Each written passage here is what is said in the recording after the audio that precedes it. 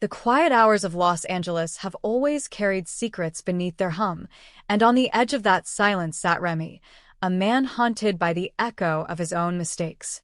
He had lost Deke's trust once, a wound that lingered deeper than pride, deeper than apology. Guilt gnawed at him like a shadow he couldn't outrun. Deke had always been his anchor, the one person who believed that beneath Remy's recklessness there was something worth saving. But when betrayal crept in, small lies that turned into larger ones, Remy found himself adrift, desperate for redemption and terrified that it was already too late. It was that desperation that led him to Sheila Carter. To most people, Sheila was a name that sent shivers down the spine, a whisper of danger wrapped in silk. But to Remy, she appeared as someone who understood brokenness. She had a way of speaking that drew people in, of making ruin sound like rebirth. "You want to be trusted again?" she asked during their first meeting at the dim back corner of Il Giardino. "Then stop apologizing. Start rewriting the story." Her words were intoxicating, her eyes sharp enough to see exactly where to press until the soul gave way. At first, Remy convinced himself he was there for guidance. Sheila spoke of second chances as if she were the world's foremost authority on them. She made him believe that guilt could be repurposed, that if he played the game her way, he could earn back Deke's love and Hope's respect. "They've already judged you," she whispered. "Now you decide what they see next." She called it empowerment. It was, in truth, manipulation. Remy was too wounded to notice the difference. As days turned into weeks, their conversations deepened into something darker. Sheila planted seeds, small doubts about Deke's loyalty, subtle questions about Hope's intentions. She painted a picture of betrayal that mirrored Remy's worst fears. "Do you think Hope really wants you around?" she asked one night, her voice soft and poisonous. "Or do you think she's just tolerating you because Deke still sees you as a lost cause he can fix?" Those words cut deeper than she let him see. Remy began to change. His once gentle demeanor hardened, his movements grew cautious, calculated. He started showing up where Hope and Liam were, claiming coincidence, though the timing was never accidental. He overheard enough to feed his growing paranoia, half-truths, fragments of conversation twisted by insecurity into evidence. Sheila encouraged him to write everything down, to document the lies. She told him he needed proof before confronting anyone, but the proof she pushed him to gather would later become her leverage.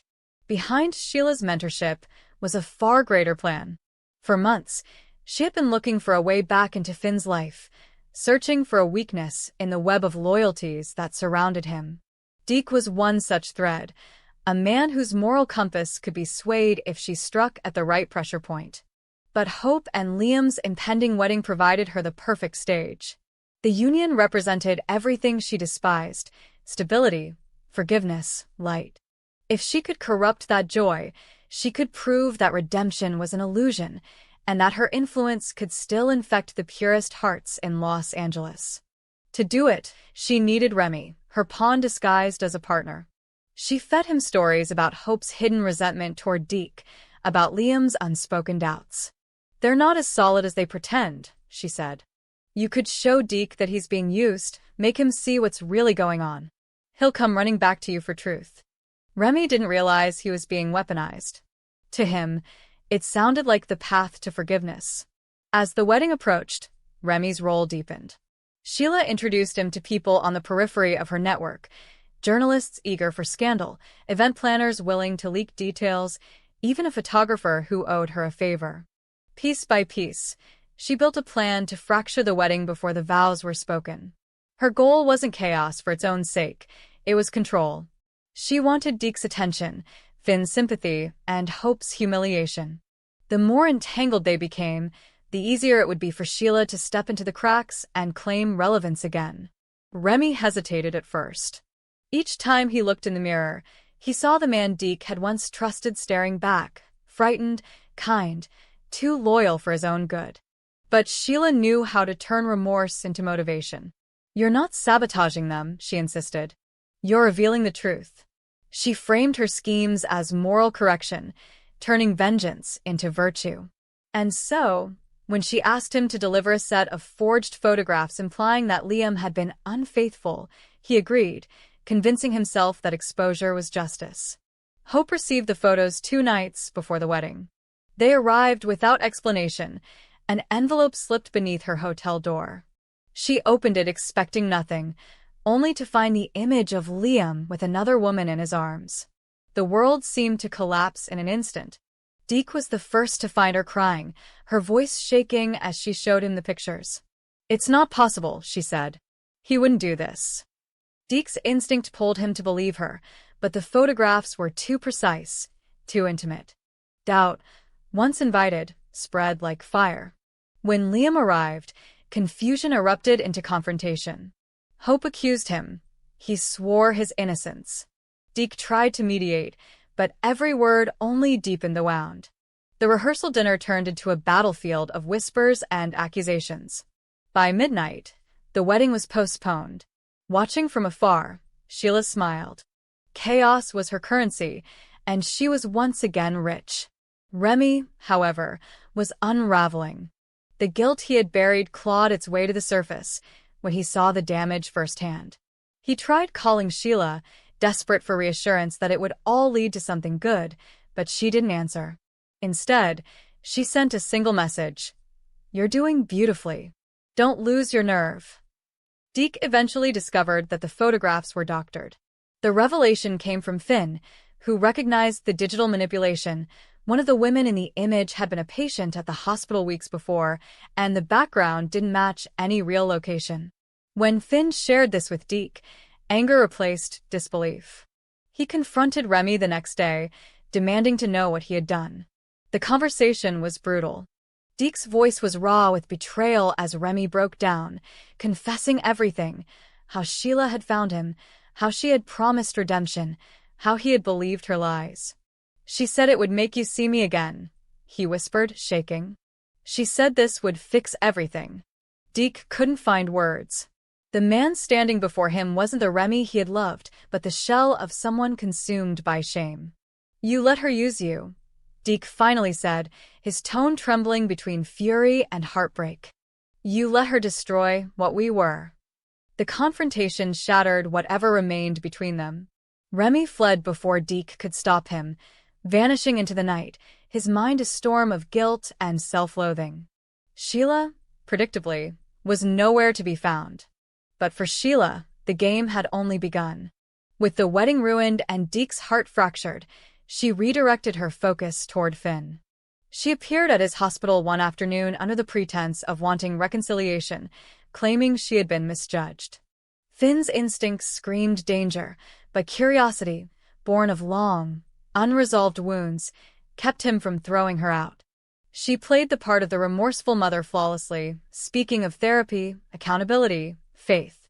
"Everyone deserves a second chance," she said. "Even me." What Finn didn't know was that she was still pulling strings behind the scenes. Through Remy's silence, she continued feeding anonymous tips to tabloids, subtly linking the Forresters and Spencers to scandals that destabilized their reputations. Each leak, each rumor, was another thread tightening around the people who had exiled her. Remy eventually resurfaced weeks later, thinner, haunted, carrying the weight of everything he'd done. He confronted Sheila one final time at Il Giardino, demanding to know why she had used him. She listened unbothered, sipping her wine. "You needed purpose," she said coolly. "And I gave you one. Don't mistake that for cruelty." "You ruined me," he whispered. She smiled faintly. "No, Remy. You ruined yourself. I just showed you how." He left her that night determined to expose her, but Sheila was always a step ahead. The next morning, she released a statement through an anonymous source blaming Remy for the forged photographs, painting herself as the one who tried to stop him. Public sympathy shifted again, as it always did when Sheila touched the narrative. She had perfected the art of survival by controlling perception. For Hope and Liam, the fallout was devastating but temporary. Their love, though shaken, endured. For Deke, it was different. He carried the burden of having loved two people broken in different ways. And for Remy, the only redemption left was truth. He approached the media with evidence of Sheila's manipulations, but few believed him. Sheila had already rewritten the story, and once she owned the truth, no one could take it from her. As the city moved on, Finn watched from a distance, aware that Sheila's reach still lingered like smoke. He had seen too many lives burned by her touch. Yet even he couldn't predict how far she would go next, how Remy's pain, Deke's guilt, and Hope's fragile forgiveness would all become stepping stones in her relentless march toward the one thing she had always desired, power disguised as love. And in the quiet after all the noise, Sheila sat alone, staring out over Los Angeles from her apartment window. Her reflection smiled back at her, faint and feral. "They never learn," she murmured. "They keep thinking I want forgiveness. What I want is to be remembered." Somewhere across town, Remy whispered the same words to himself, but with a different meaning. "She'll be remembered," he said softly. "But so will I, for ending this." Whether he could keep that promise, or whether he, too, would become another ghost in Sheila's endless story, remained to be seen. Because in Sheila Carter's world, redemption was never granted. It was only borrowed until she decided to take it back. The morning of Hope and Liam's wedding began as all grand days do, with light, laughter, and the illusion of peace. The sun over Los Angeles spilled gold across the vineyards where the ceremony was to be held, its warmth resting like a blessing over rows of white roses, crystal glasses, and pale silk ribbons that fluttered in the mild wind. Every detail had been perfected, the music soft and timeless, the guests radiant, the air carrying that hushed anticipation reserved only for love's most public promises. Yet beneath that polished calm, something fragile trembled, something neither Hope nor Liam could name. Love, after all, has a way of mistaking quiet for safety, even when chaos is already at the door. Hope had spent the morning surrounded by family, her mother Brooke fussing over her veil, her Aunt Donna laughing through tears, her father Deke lingering awkwardly near the edge of the room. The dress she wore shimmered like dawn, a vision of innocence and renewal, and for a fleeting moment, Hope believed that this day would truly be her new beginning. She had fought too hard, forgiven too much, and finally chosen herself by choosing Liam again. Whatever ghosts haunted their past, his infidelity, her doubts, they were meant to end here. Yet there was something in the air, a heaviness she couldn't quite explain, as if someone somewhere had decided that happiness was a story she wasn't meant to finish. Across the estate, Liam stood before the mirror in his dressing room, straightening his tie for the 5th time. Wyatt clapped him on the shoulder, joking about pre-wedding nerves, but Liam's smile didn't reach his eyes. He loved Hope. He had always loved her, but love had become a labyrinth of guilt and unspoken questions. He thought of the past year, of the choices that had drawn invisible scars across both their hearts. He had promised her honesty, yet deep down, there was one truth he had never spoken, a truth buried so deeply he almost believed he could carry it to the grave. Today, though, the world had other plans. At the edge of the vineyard, a black car rolled to a stop, its windows tinted, its arrival unannounced. Out stepped a woman in a tailored ivory suit, her dark hair twisted neatly, her face calm in that deliberate way of someone who knows she is walking into history. It was Luna Nozawa. The same Luna the world had mourned a year ago. The same Luna whose disappearance had been whispered about in every newsroom, whose name had become synonymous with mystery and betrayal. She had been declared dead in a fiery accident near the coast, her body unrecognizable, her memory buried alongside unanswered questions. And yet here she was, alive, elegant and uninvited. The first person to see her was Deke. He froze, the glass in his hand trembling, his eyes widening with recognition that bordered on fear. "It can't be," he whispered to himself, but the figure before him was no ghost. Luna smiled faintly, as if she had heard his thoughts. "Hello, Deke," she said softly. "You look like you've seen one." Her arrival spread through the venue like wildfire. Guests turned, whispers rippling through rows of seats as she walked forward, unhurried, every movement deliberate. Hope, standing beneath the arch of flowers, saw her first from a distance. For a moment she didn't recognize her, only saw a stranger moving through the crowd, commanding attention as if the day itself bent toward her. Then recognition struck, cold and sharp. Her hands went cold around the bouquet. "Luna," she whispered, disbelief spilling into dread. Liam turned just as Luna reached the aisle. The music faltered. Conversation stilled. Every face turned toward her as she stopped at the edge of the altar, the hem of her white suit brushing the petals strewn across the ground. For a long, excruciating moment, no one spoke. And then Luna did what she had come to do. "I'm sorry to interrupt," she said, her voice calm and clear, slicing through the silence. "But I couldn't let you marry under a lie." Hope's heart lurched. Liam's breath caught. The priest's hand froze mid-gesture. "What are you talking about?" Hope asked, her voice trembling, but Luna didn't look at her. She looked at Liam. The familiarity in her gaze was unmistakable, intimate in a way that made everyone else disappear. "You should tell her," Luna said. "Before I do." Liam's expression changed, first confusion, then fear. Hope turned to him, her mind already racing. "Tell me what?" she demanded. But before he could answer, Luna reached into her purse and pulled out a small envelope. Her fingers trembled slightly as she held it out. "Because if you won't," she said, "then I will." Hope's hands shook as she took it. Inside was a photograph, one that seemed impossible. It showed Luna standing beside Liam, their faces close, their hands intertwined. The setting was a bar in San Francisco, one Hope recognized from Liam's business trip months earlier. In the corner, the date and time were stamped in cold, unforgiving ink. Gasps erupted from the crowd. Brooke covered her mouth. Wyatt swore under his breath. Hope stared at the photo, her pulse pounding in her ears. "This is fake," she whispered. "This has to be fake." Liam stepped forward, his voice breaking. "Hope, please. Tell me it's fake," she screamed. But Luna's voice cut through the chaos. "It's not fake, Hope. We were together. That night, and many after."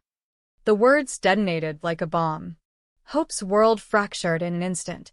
The flowers, the music, the sunlight all collapsing into meaningless color and sound. "You're lying," she said weakly, but even she heard the disbelief falter. Liam reached for her, but she stepped back, the bouquet slipping from her fingers, scattering white petals across the floor like ashes. "Why?" she whispered. "Why would you do this?" Liam's answer was too slow, too late. "It was before I knew she was alive," he said. "I thought." "You thought she was dead?" Luna finished for him, her tone laced with both cruelty and sorrow. "How convenient.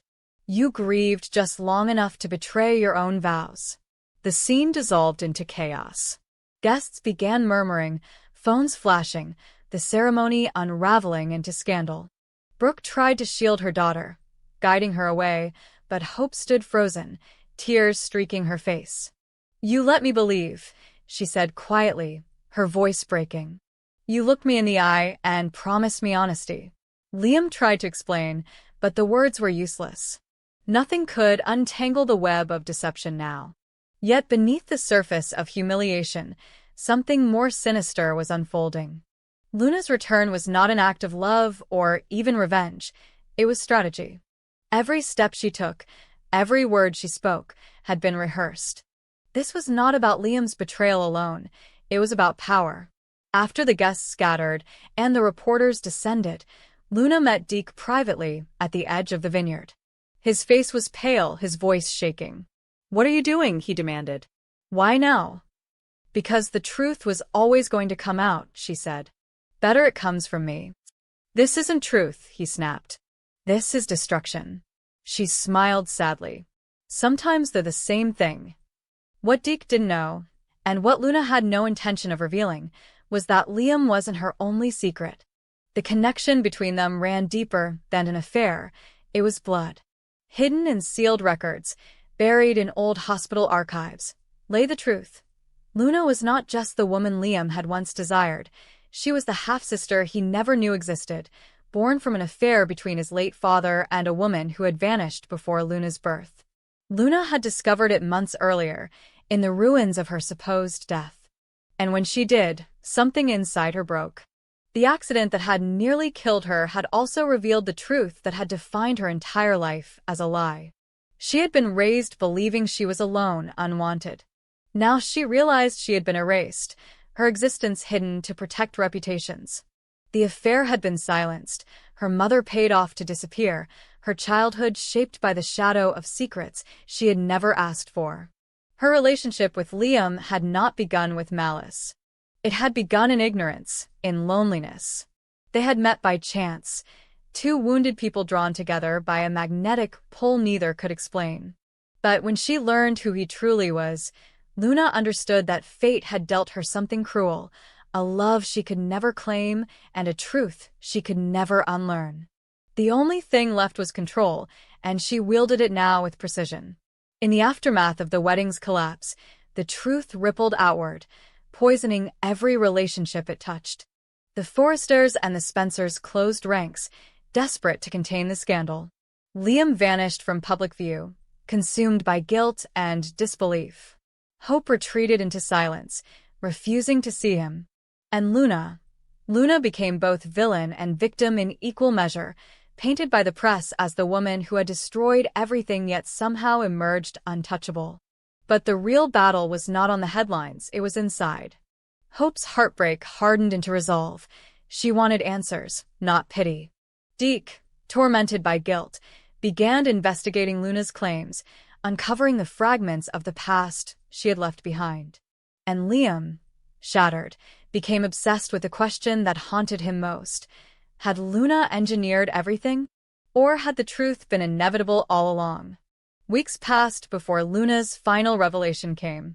She called a press conference, standing before a sea of flashing lights, her expression serene.